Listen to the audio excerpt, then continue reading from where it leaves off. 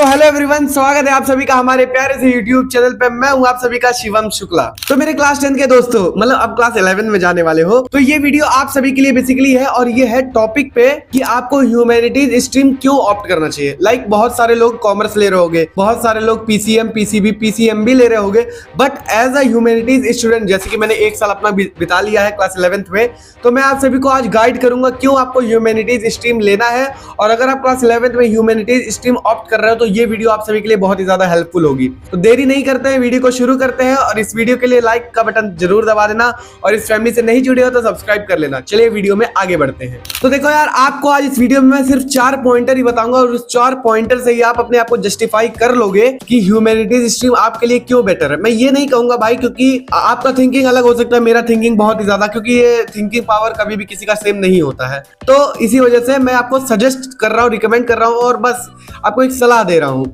Number 1, आपका choice हो सकता है भाई ह्यूमैनिटीज स्ट्रीम को पढ़ना, क्योंकि ह्यूमैनिटीज स्ट्रीम एक ऐसी स्ट्रीम है जिसमें आपको देश, दुनिया और ज्योग्राफी की कंडीशन, पॉलिटिकल साइंस जो पढ़ते हैं आप लोग, पॉलिटिक्स, इकोनॉमिक्स, सोशियोलॉजी और फिजियोलॉजी नहीं, सॉरी वो तो दूसरे में आ जाएगा, सोशियोलॉजी, साइकोलॉजी, ये सारी चीजें ह्यूमैनिटीज में आती है।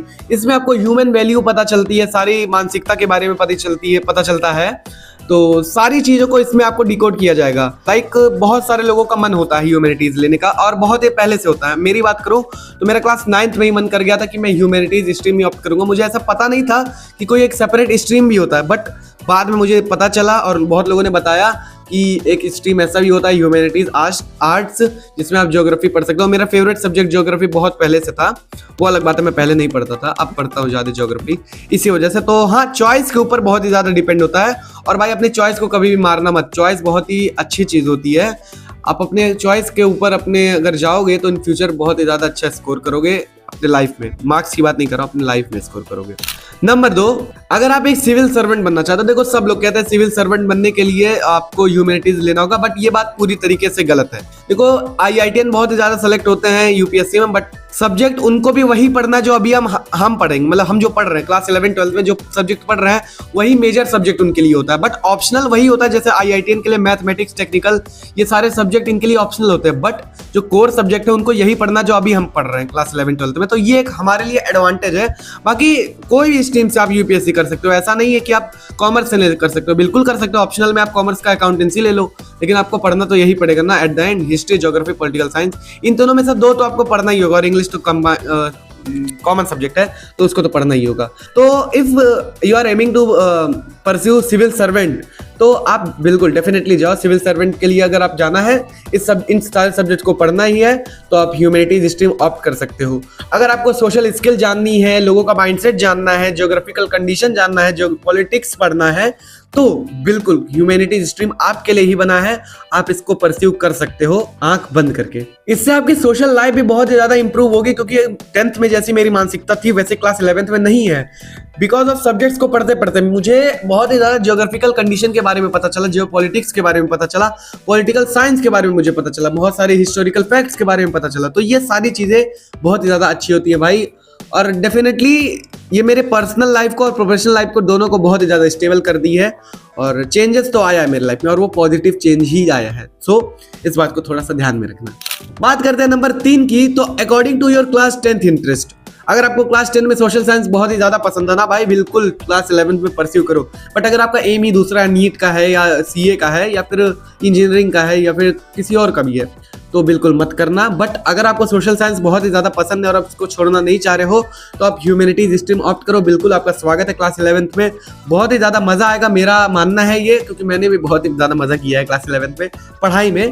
क्योंकि इंटरेस्ट के ऊपर बहुत ही अच्छा, मतलब इंटरेस्ट अगर आपका किसी चीज पे है और अगर उस पर काम कर रहे हो तो बहुत ही ज्यादा मजा आता है। मेरी बात ये याद रखना। अब लास्ट आते हैं अपने चौथे पॉइंट पे, जो कि बहुत ही ज्यादा जरूरी है। इस स्ट्रीम को लेने के बाद आपका माइंडसेट पूरा क्लियर रहेगा, लॉजिकल थिंकिंग पावर आपकी बहुत ही ज्यादा स्ट्रांग हो जाएगी। जब आप इसमें देखो, सबसे पहले तो प्रैक्टिकल चीजें आपको नहीं लिखनी है, इसमें आपको लॉजिकल थिंकिंग में जोर लगाना है। अगर आप कोई आंसर लिख रहे हो ना, तो उसमें लॉजिक आना चाहिए। प्रैक्टिकल तो आप कुछ भी कर सकते हो, बट लॉजिक आना चाहिए। लॉजिक से आंसर अगर आप लिखोगे इस स्ट्रीम में तो बहुत ही ज्यादा फायदे में रहोगे। और मार्क्स बहुत, इसमें मार्क्स नहीं मैटर करता, आपकी आंसर प्रेजेंटेशन, मतलब जो आंसर प्रेजेंटेशन टेक्निक होती है ना, वो बहुत ज्यादा मैटर करती है। यूपीएससी के आप किसी भी एस्पिरेंट को या टॉपर को देख लोगे तो उसकी आंसर राइटिंग कला जो होती है वो सबसे ज्यादा मैटर करता है। आपका कितना लिखे हो, क्या लिखे हो, वो नहीं मतलब है, प्रेजेंट कैसे किए हो उसको एग्जामिनर के सामने, वो मैटर करता है। तो इस बात को ध्यान में रखना, और मैप्स वगैरह को आपको थोड़ा सा ध्यान में रखना पड़ेगा, बिकॉज जियोग्राफी पूरा बेस है मैप पे ही। तो सिंपली मैंने आपको 4 बातें बता दी। अब मेरा मानना तो यही है, मुझे नहीं लगता कि आपके मन में कोई और डाउट होगा। अगर आपके मन में कोई और डाउट है तो मुझे कमेंट सेक्शन में बता देना। मेरा इंस्टाग्राम आईडी भी आपको मिल जाएगा लास्ट में, वहां पे जाके आप मुझे मैसेज करना, डीएम करना, मैं आपको रिप्लाई दे दूंगा। इसके बाद भी अगर आपका कोई भी क्वेरी बचता है तो, और इसके बाद कोई वीडियो आपको अगर किसी टॉपिक पे चाहिए तो बिल्कुल आप मुझे कमेंट सेक्शन में जल्दी से जल्दी बताओ। मैं उसको वीडियो लाऊंगा आपके सामने, जल्दी से जल्दी लाऊंगा, ताकि आपको क्लास 11 जल्दी से शुरू करो। और उसके बीच में जो गैप है, अभी जो 10 दिन का बचा है गैप, उस बीच में आप अपना पूरा सारा क्वेरी क्लियर करके, अपना स्ट्रीम सेलेक्ट करके अपने क्लास 11 को अच्छे से शुरू करो। That's it for today. इस वीडियो में मुझे बस इतना ही बताना था। आप सभी अपना बहुत बहुत ख्याल रखिएगा। मैं मिलता हूं आपसे नए वीडियो में, तब तक के लिए जय हिंद, जय Bharat, love you all and thanks for watching. फिर से बाय बाय।